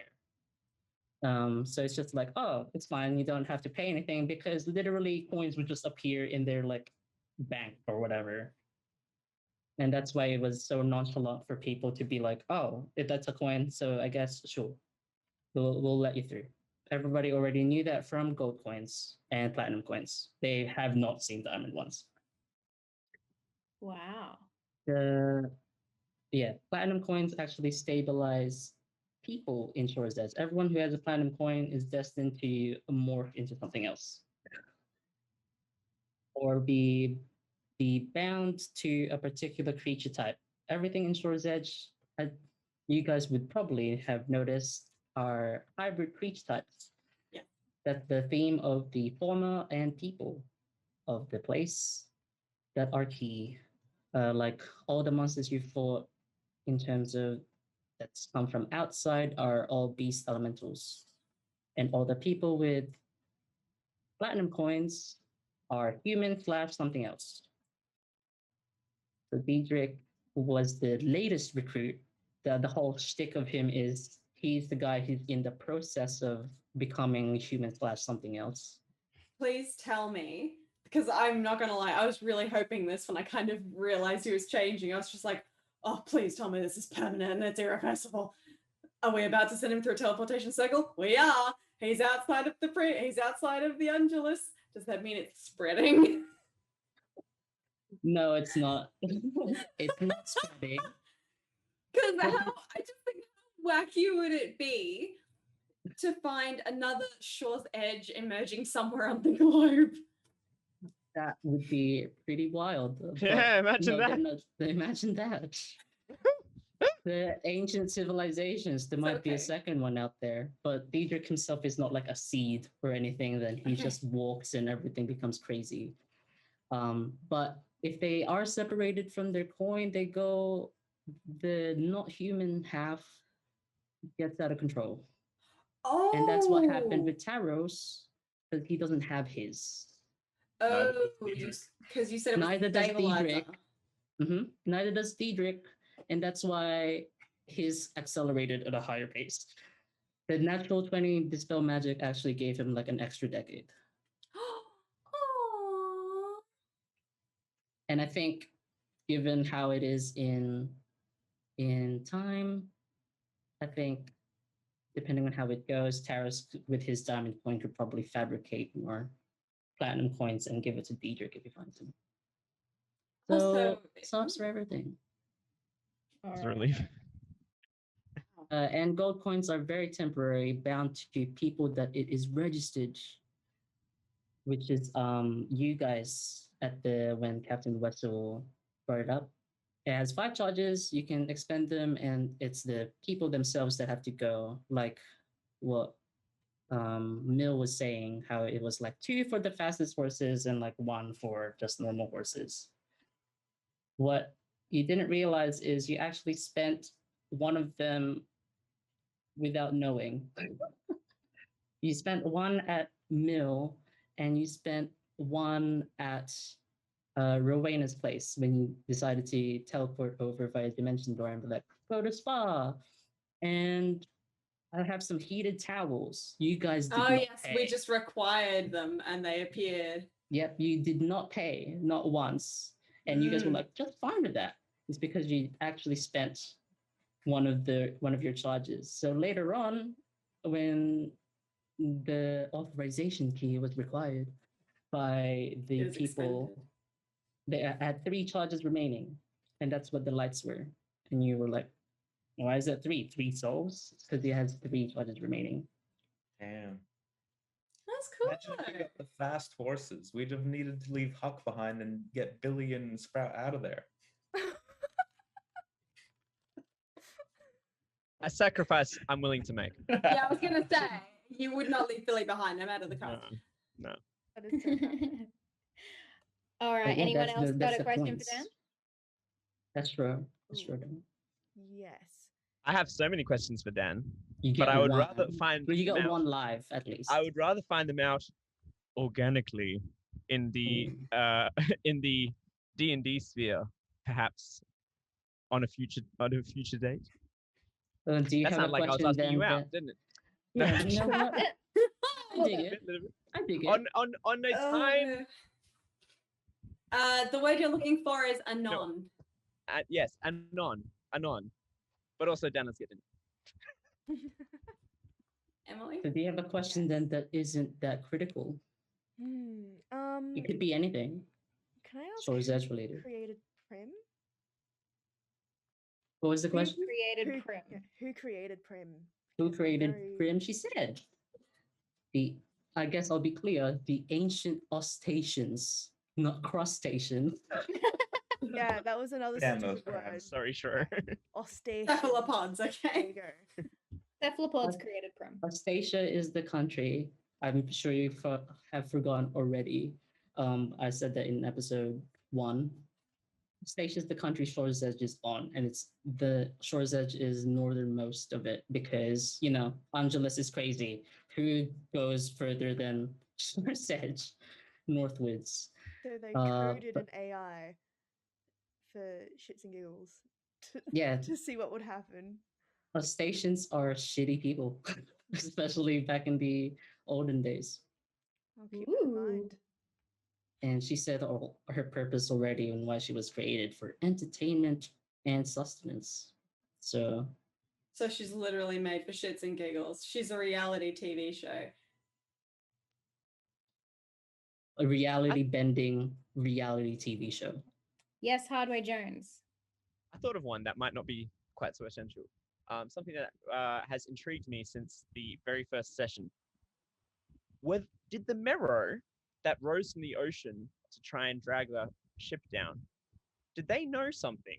Did they have suspicions? Because it seemed like a very random, full-scale attack from those Mero. I was just, and then we saw a Mero being torn asunder in the by Prim later on. I was wondering if perhaps the Mero, though primitive creatures, might have suspected or been in on some form of information with regards to the Angelus. They were trying to save us. No, I think they were That's trying what to I'm kill us, feeling. but it Oh. might have been due to the island we were coming from, maybe, or Mm. Let's see. How do I piece this together, considering your flaws of not board, get the telling me board. any critical things? No, in terms of they have knowledge of what was to come. No, in terms of the knowledge of where you came from. As in, it's not connected to Hollow Crest or Shore's Edge in any way. Marrow are mad creatures in general. I forget what plane they're from, but they all went crazy. There used to be like merfolk, and then exposure to the plane made them crazy. It was a case of wrong place, wrong time on the attack of the ship. But what happened after the ship and how you see Mero in the Prima Angela is something I cannot say, I think. What is this crypticness? But Double I would space like back. I would like to say that Meros were actually a potential enemy in the whole 6 episodes. Oh, You were going to encounter Meros. If given of all the branching paths that I like showed you guys, along the way, a few of them had Meros. Mhm. Well, that leaves Nikolai. Any questions for Dan? yes. Or one? Dan, what was the deal between Taros and Prim? Why did he want so badly to find out where she was and what our deal with her was? Ooh, spicy. Scandalous. Scandalous. Taros and Prim, as implied from the whole ancient Ostations thing, are very old. In the time scale of just people living. And Taros was in love with Prim romantically back when Prim wasn't Prim. And they were both caught in the tempest that is the dickery of ancient Ostations, experimenting on and basically playing gods to living people and environment. Taros was MIA for quite some time, has come back, discovered that, Prim is Prim. And the time that you guys have not seen between that discovery and him trying to figure out on, how to get the person he loves back warped him to the degree, and also in addition to the fact that he lost his platinum coin in the process of trying to save her from what she is now, completely unrecognizable to who she was in life. The desperation has built up, and his desires, because of how Shore's Edge is, wink, is the driving force of actually what brought you guys to Shore's Edge. And I'd like to say that his desire was fulfilled. Oh, spicy. Very spicy. Alrighty. Well, if chat doesn't have any more questions for these lovely players and DM, then we will wrap up tonight's table talk session. Big shout out to Serum, who is teching tonight, even though he was quite ill. Thank you so much for helping us out and being able to do this for us tonight. And also to Tabletop Swag, our sponsors for the show, and to Bree for all of her incredible art and work for this little mini series as well. We have a bunch of stuff coming up in the future, guys, including this Saturday morning, our time, or Friday night, Eastern Standard Time, the Scales Above Season 2 first episode.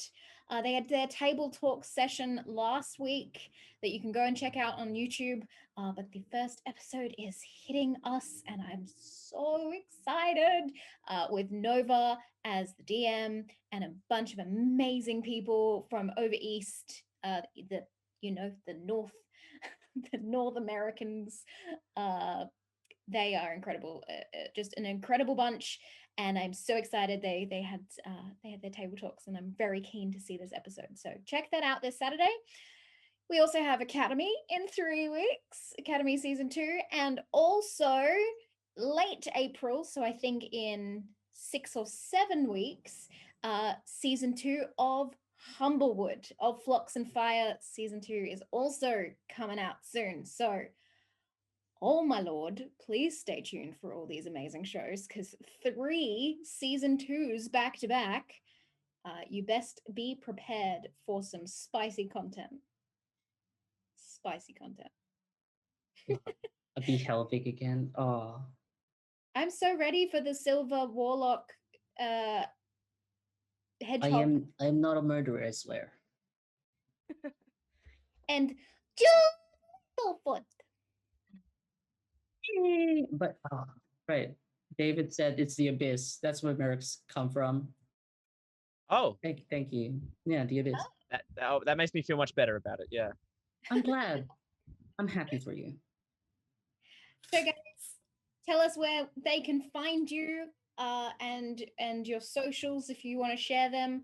Starting with Dan and going round in the same order that we started with, please. Hi, I'm Dan. I was your DM for Sword's Edge, and I guess this panel, the concoctor of all things crazy, and I guess also between Cthulhu, sci-fi, and fantasy. I don't know how that occurred, but I suppose I should. You can find me on Roll for Damage's Discord, as well as I'm on Humblewood aside from Shores Edge, and you can watch those on the VODs. That's in Roll for Damage's YouTube channel. That's everywhere. You can probably find them like just looking down below. Aside from that, I thank you for coming into the journey, and people who are new here, welcome, and loves hearts to all of y'all. Big hearts. Sure. Hi everybody, I'm Shrogrill. You can find me on Instagram, not very often on Twitter, but my Discord as well, which you can find if you go through my Twitch channel, which is just Shrogrill. Everything's synonymous: Instagram, Twitter, Twitch, all the same. I will be getting back into my streaming very, very, very soon, because I just started uni again for the final year, and this is my big graduate year. So there's going to be some crazy projects in the making, no holds bar. So I need people to document my work and examine it, and also watch me fall in love with plants and animals to cope with the uni stress. So that'll be me. But yeah, you can find me. No schedule. It's going to be a bit crazy to start with. And you might see me on Roll for Damage at some point in the year, maybe.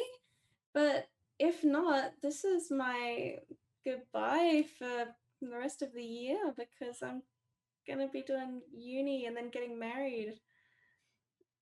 Oh I know. I mean, like, that's awesome. But D&D.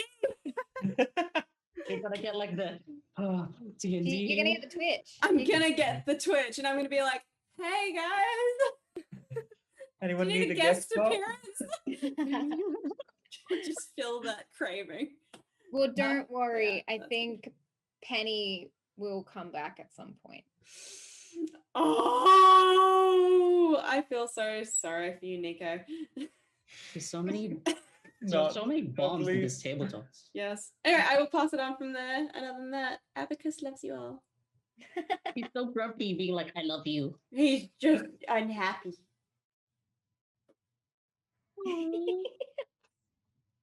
So cute. Nikolai, where can they find you / interact with you? Hi, I'm Nikolai. Y'all can just like find me here on this Twitch channel called Roll for Damage. Just tune in on like the 1st of April or whatever. Like, not like I'm asking you to cancel like all of your plans and sit at your computer until we go live. But if you do that, I'd appreciate it a lot. Where you can catch me as Donnie Carbone. The new and improved, well, not improved, but the newer version of Donnie, because he's The gone through newer version of Donnie. Yes, yes. Stay tuned for what goes on with Donnie Carbone. sexy Catman Faye, Oh, Donnie yes. 2.0. We love a cat boy. Nico, Catman, anime bait. Row. You're literally becoming a Nico. You're becoming a Nico. Yeah. Yeah. Nico. Yes. Nika, nee. And Hachio. I'm gone. Fade away. Emily, where can we find you? Hello, my name's Emily. You can find me on Instagram at Bebingto. And as mentioned before, I will soon be in an advertisement, which will air in a few months. So if you're in WA, you'll be seeing me. And I forgot to mention earlier, but I've also just been cast in a musical in Perth. I'm doing Twisted, originally by Star Kid, who did a Harry Potter musical, like that went viral like a decade ago.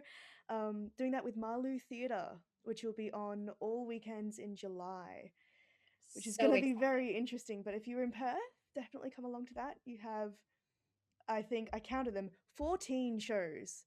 You have 14 opportunities to see me. So there you go. Yes. I'm so pumped for that. Yes. The cast is incredible, and I know Oh, yeah. most of them, and they're so Same. talented. They're so and I'm wonderful. so glad that you're in it. I will be in the chorus, so you'll see me doing a lot of dancing, Nice. which I'm super keen for. So keep an eye out. Yes. Ticket links. What about you, Jonesy?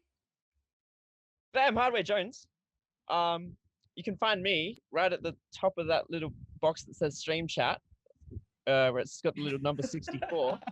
You can also find me at twitch.tv/hardware_Jones, where I play pirate-related video games. I've just announced my variety stream, so I'm not just playing Sea of Thieves anymore. I'm playing other oceanic games, including Return of the Obra Dinn, Bioshock, Assassin's Creed 4, all that sort of thing. So if any of those tickle your fancy, stop on by, join our Discord, get amongst it, and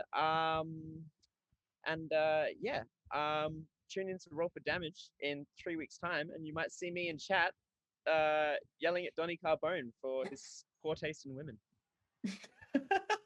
Yeah. It's a good yell out though. Is it really like a poor taste though? Like, come on.